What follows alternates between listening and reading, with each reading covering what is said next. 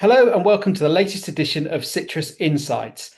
Today I'm joined by Lindsay James, investment strategist and quilter, one of my all-time favorite guests. Now, I know I say that a lot, but I genuinely mean it. For those of you that haven't heard from Lindsay before, Lindsay joined Quilter Investors in 2019, having spent the majority of her career as an equity analyst for a large blue chip fund manager and subsequently at a hedge fund. In her role, she's responsible for providing external commentary on the markets, speaking to the national press and media, and very occasionally me.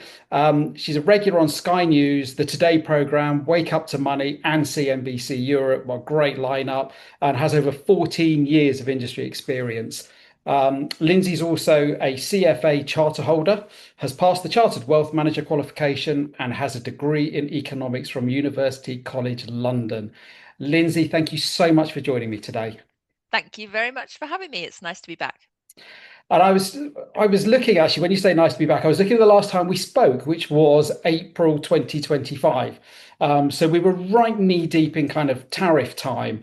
So when we spoke then, we talked about kind of the big headlines being Trump, tariffs, volatility.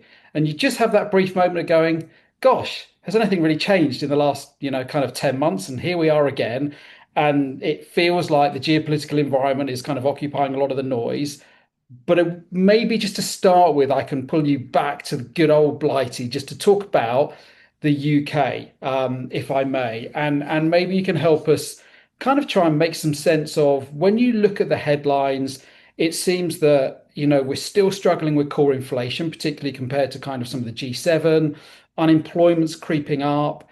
We're hearing the bank base rates coming down, but we're hearing quite a lot of noise still about the debt, the national debt. And I guess to get your view, kind of how do you see the UK economy right now and the prospects for 2026? Okay, so yes, let's talk about the UK first. There's an awful lot going on, as you've alluded to. I think, first of all, don't be too alarmed by the recent inflation figures we had out that showed that there was an uptick. Now, a lot of this came from one-off factors. It was things like tobacco duty changing. It was the fact that they changed the measurement date on flights. And as we all know, if you want to take a flight the week before Christmas, the price is higher. So there were some kind of oddities in this data that mean it's not necessarily picking up to the extent that the data suggested, rising up to 3.3%. Now, the Bank of England still think it's going to come down to 2.5% as we pass through this year. And I'm optimistic that it might actually come down more than this. That's for a couple of reasons. First of all, as you said, we're seeing quite a weak picture in the labour market. Now, the service economy is the biggest part of our economy, and their wages are the biggest element of service companies' cost base. We've seen wage inflation coming down as the labour market has weakened. That just gives employees, unfortunately, less bargaining power when it comes to those wage negotiations. And I think we're also seeing the government a lot more mindful of the impact of wage agreements in the public sector on inflation. They've put some measures through that are pretty mechanical that will kick on in from April, things around rail fares and some of the green levies as well, designed to bring down those inflationary forces. So I do think we are going to see it trending down as we move through the year, and that should open the door to more significant rate cuts. The market's currently only expecting between 1 and 2. I think this is probably lowballing it. Unfortunately, we might see the economy weaken a little bit further in coming months, but we're not expecting a recession. But we could see 2 to 3 quarter point cuts as we move through the year.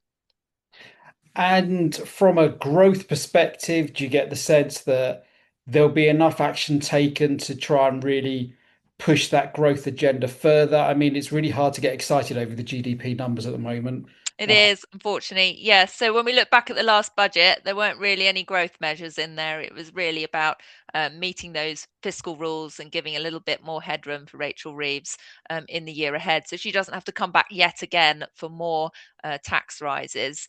And I think the market would like to see more stability in terms of our tax code. It's already the most complex out there. We don't want to see her coming back for more. But it does mean in the short term, yes, very little upside to growth. At the moment, economists are expecting around 1.4% growth in the year ahead.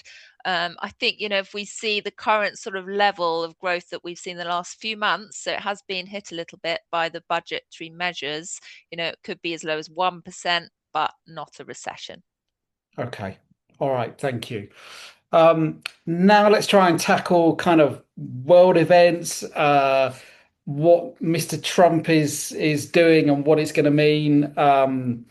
I guess, we've kind of experienced for a while now, President Trump says something and the markets try and work out where do we go from here. If you're an investor right now, is it just deja vu every time the word tariff and Trump go in the same sentence? Or do you get the sense now that investors are starting to kind of filter the noise and try and understand what it really means? I think investors are learning from the experience they've had over the past year. But nevertheless, we've seen plenty of situations where he has threatened to do something and has carried it out. So it very much depends on the policy area, and it's important also to recognize that he has made swinging changes as well to trade policy. We've seen the effective tariff rate go from 2.5% a year ago to nearly 17% now. So it's not always a case of Trump always chickens out, which is the acronym financial markets have sort of attached to some of his policies. But he is very mindful of the impact his policies have on government bond yields. And this is important because the US owes a lot of money. It's got debt to GDP of 125%. And they need to keep those bond yields relatively low. They say they want them to be sort of just around four, just over 4% is where they really see them being capped at in terms of their tolerance, if you like, for them moving higher. They're currently about 4.25%. So what we have seen is tweaks to some of these policy announcements when bond markets have reacted unfavorably, but we haven't seen wholesale backing off. I think what has changed is the response. So, the Greenland situation was a case in point. Europe said very clearly, no, this is a red line. They acted together rather than nation by nation, as happened in response to earlier tariff threats. And we did see, a walk back from that subsequently by the White House. But I think, we can't also undermine the threat that we are seeing in terms of US foreign policy. We are in uncharted territory in some of these situations, and they are acting quite clearly to weaken some of the major institutions which financial markets are built upon. So far, so good in the terms of the Supreme Court has signaled, for instance, that they are quite concerned about tariff policy in particular. They're going to be ruling on that in time to come, but it's expected that they could go in favor of saying that it is an illegal route to enacting tariffs. Donald Trump would have to take a different approach. They've also underlined things like the importance of the Federal Reserve being treated differently to other US departments as well. So, we also have to recognize that there are protections in place which so far have held true. Okay, thank you. And I guess two things from that. The first one, I'd like to talk a tiny bit more about Federal Reserve. The first one being from an inflation perspective, I think one of the early stories coming out was that, the tariffs would drive inflation within the US. So far, that doesn't seem to have played out. And the kind of stories as to whether is it because so much was front loaded before deadline day that that's still filtering through? Is it that companies have tried to absorb everything they can at the moment before passing any increased costs on? How do you see it playing out? Do you see an inflation risk still existing in the US? Um, yes, I do, but perhaps to a lesser extent than we were earlier concerned about. So, when you look overall at the makeup of US CPI, goods affected by tariffs are only actually quite a small part of that basket, and only 20% of the final sales price of the average manufactured good in the US comes from its import cost. So, when you kind of run the numbers on this, using round numbers, a 20% increase in the tariff rate adds about 4% to the final sales price. That CPA basket is about 40% goods. So overall, it means you would add about 1.6% to CPI if all goods are imported, and that whole tariff is passed on to consumers, and businesses don't try to mitigate that effect. Now, in reality, what we've seen is that businesses have absorbed some of those costs. They've absorbed about half of the costs on average. Now they've done that partly because they just didn't know, what the final tariff would be, if this would be negotiated away. They didn't really know what the response of their customers would be, the health of the economy, all those sorts of factors. And they stockpiled ahead of tariffs as well, which was an important factor. As we move through this year, the US economy actually looks quite strong, and these tariffs are now they've been calibrated, they're settling down. So I think we are going to see more of those costs pass through to consumers. So that could potentially put more inflationary pressure on those numbers. But overall, you're absolutely right to say that economists have kind of got this wrong in the last few months, and that inflationary pressure has not come through, at least in the timeline that we expected to see it. I think we might see some more rumblings, though, as the year goes on. Okay, that's interesting. And I guess it links really nicely because you spoke earlier, Lindsay, about Federal Reserve. And, Trump's obviously been increasingly vocal about the Federal Reserve and the pressure on rates to come down. It should be interesting if we ended up with an inflationary increasing environment kind of happening. How concerning is it that, you get this kind of this pressure on an independent central bank? And does it change how investors should be thinking about the US? Well, yes, it's been concerning. We again, like, uncharted territory is something which we've been in in terms of the impact here. The Federal Reserve's absolutely sacrosanct to financial markets. The US really backstops the whole system. Government bond yields in the UK are priced in, like, relative to US government bond prices, because of course money can move around. You can invest any way you like these days, and it acts as like a benchmark to global asset prices. So it's really important that it is seen as a credible figure backed by a credible process, with real transparency as well into how it operates. So we've seen proper attacks in recent months. We've seen the attempt to fire Lisa Cook, who's one of the governors. We've seen professional attacks on Jerome Powell. There's now a criminal investigation into him as well. Last year, there was a resignation from one member who was then replaced for a 6-month basis by a Trump appointee, and that appointee is pushing for much lower interest rates. But the way that the Federal Reserve process works is that they do take a vote after each meeting. The chair does not hold any greater power than any single member. They are there to try and bring out a clear view, but their vote does not count any differently to any other member of that committee. And I think the other thing to say is that we've seen a couple of candidates for Fed chair really sort of gaining ground in recent weeks. Both of them are seen as independent. So one is definitely a favorite of the markets, Rick Reeder. He is the CIO of fixed income at BlackRock, so a major market participant. They run around $2.5 trillion of money in their US bond portfolios. So he would be absolutely a credible candidate, very, very market savvy, and he has no kind of personal links to Trump or the White House in that way. So that's reassuring. And the other potential candidate, Kevin Warsh, he's also seen as reasonably independent. There's a family link distantly to a supporter, but he has spoken, more in hawkish terms, so favoring higher interest rates in some situations rather than lower interest rates. So again, he is seen as a credible candidate. There was a candidate who was seen as very much in the pocket of Donald Trump, Kevin Hassett. He has now been kind of sidelined. So the last week or two, we've seen a little bit more sort of progress, if you like, to giving us a lot more confidence that we are going to get a proper process here, and a governor, a chair of the board of governors who is independent. Okay, perfect. Thank you. And I suppose just carrying that forward, we then get to the point of saying, well, I think Novemberish, there are US midterms approaching. So another opportunity for potential influence over, kind of the structure and what happens coming out of it. I guess thinking about the political pressure and how that starts to change the tone of policy, do you see that?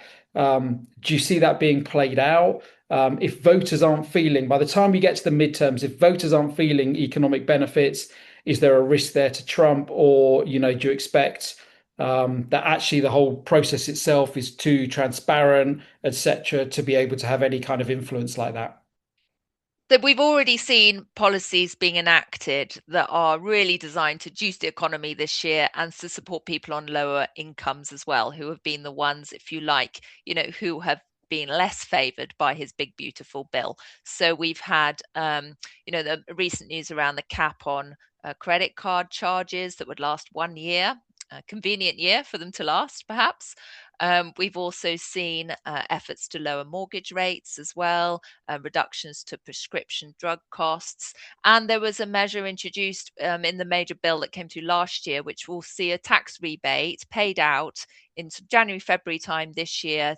Particularly, it's for things like overtime, tax on overtime, tax on tips that was taken away. That rebate will come through for those workers. And so these are all measures that are really designed to kind of support him in the polls, because I think there's recognition that there's pressure there. When I look at the polls, it looks like the Republicans will lose control of Congress, potentially keeping the Senate, but losing the House.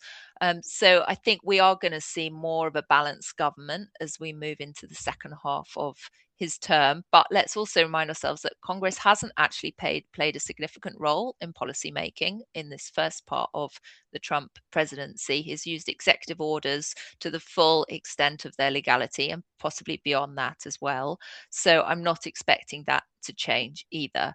I think one positive we can take away from this is that those measures to juice the economy clearly do help the stock market. So with a 12-month view here, it looks like there's quite a cyclical upturn coming through in the US economy, and that is benefiting the market as well. Okay, thank you. And a nice lead actually, because I'm thinking about the US and the stock market. Just move on maybe to AI, if I may.